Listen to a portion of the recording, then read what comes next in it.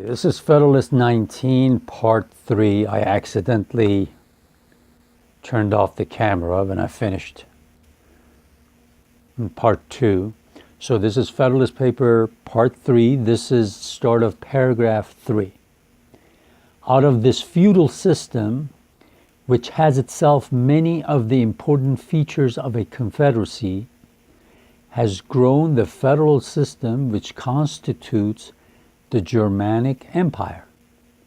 Its powers are vested in a diet representing the component members of the confederacy, in the emperor, who is the executive magistrate, with a negative on the decrees of the diet. When he uses negative, he means veto. And diet, remember, is a congress. And in the imperial chamber and the Aulic council, two judiciary tribunals having supreme jurisdiction in controversies which concern the empire or which happen among its members. The Diet possesses the general power of legislating for the empire, of making war and peace, contracting alliances.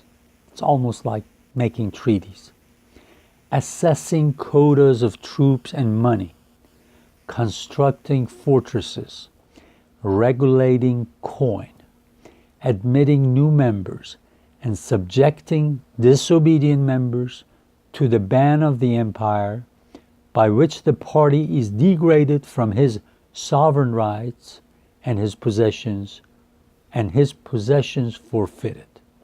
So he's degraded from his sovereign rights and his possessions forfeited, taken away.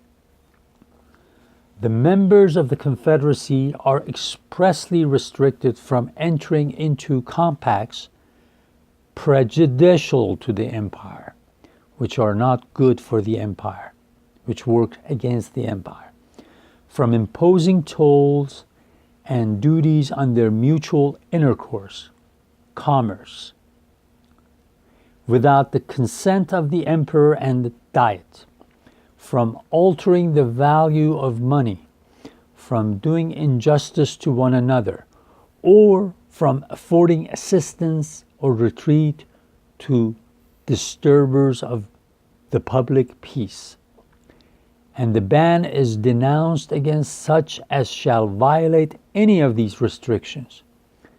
The members of the Diet, as such, are subject in all cases to be judged by the emperor and diet, and in their private capacities by Aulic council and imperial chamber.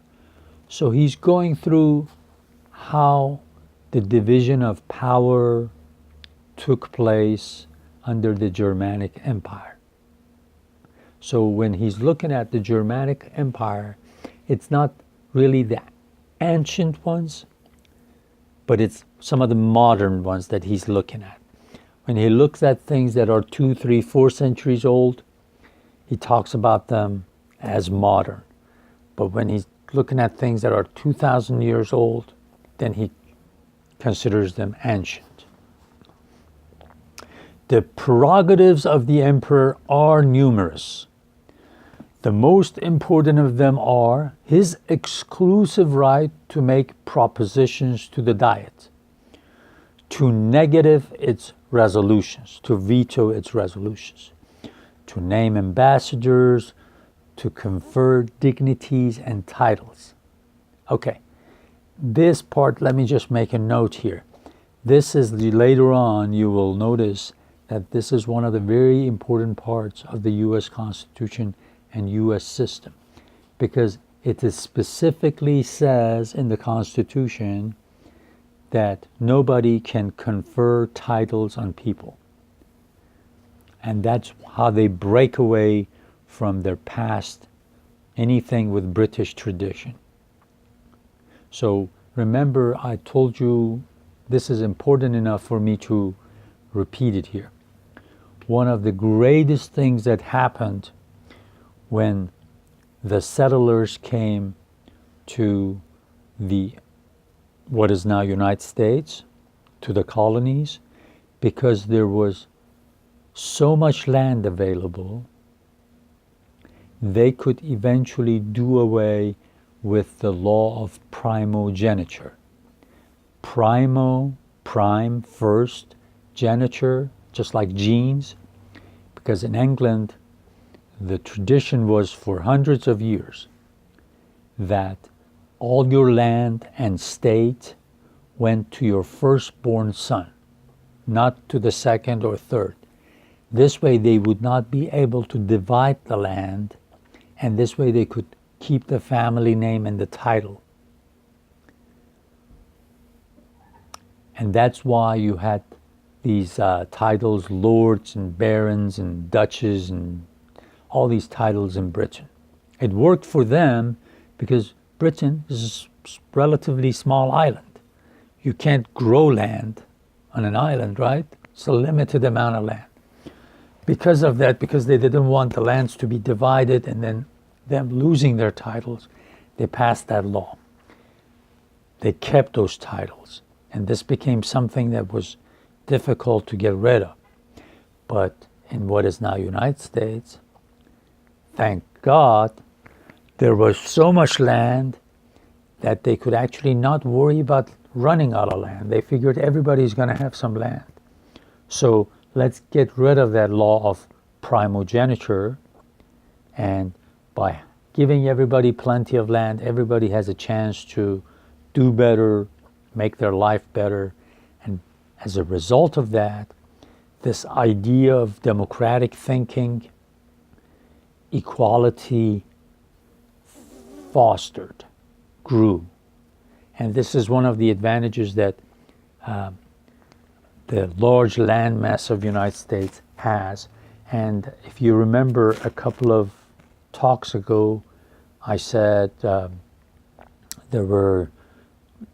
was actually referring to the talks by Gordon Wood, that he mentioned a very important article, The Importance of Frontier on American History, that was written at the end of the 19th century, and the importance of the book by Charles Beard in 1913. That frontier and the amount of land has always had a very important influence on shaping of the American thought. So keep that in mind, and every time I put that map up, I show you the vast land that's available, will be available for the people who come to the United States, and that influences America's history immensely. Okay, let me finish this paragraph.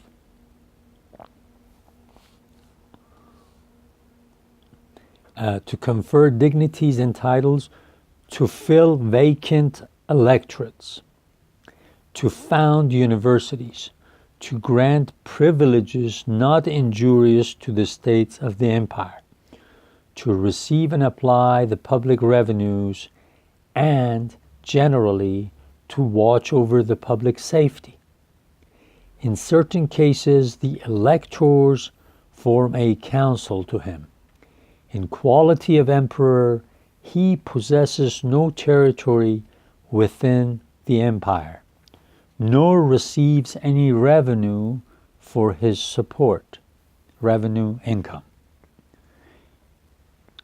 But his revenue and dominions in other qualities constitute him one of the most powerful princes in Europe.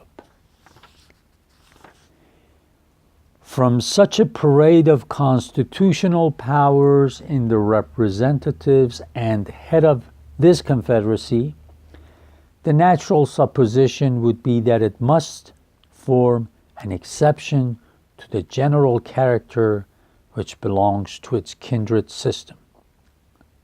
Nothing would be farther from the reality.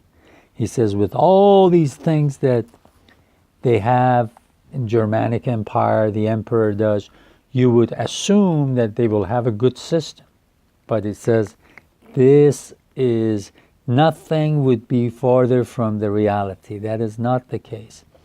the fundamental principle on which it rests, that the empire is a community of sovereigns, that the Diet is a representation of sovereigns, and that the laws are addressed to sovereigns, renders the empire a nerveless body, incapable of regulating its own members, insecure against external dangers, and agitated with unceasing fermentations in its bowels. So it's a sick empire. It has no power. It's like a sickly body, and it's always vulnerable, weak enough where people outside powers can attack it. And he says this paragraph, and he doesn't say it directly, but he's trying to say that our confederation, if we do not unite under the new constitution, will be as sickly as the Germanic Confederation. So he's telling Americans the new constitution is your way to prosperity, peace. Otherwise, you will be miserable.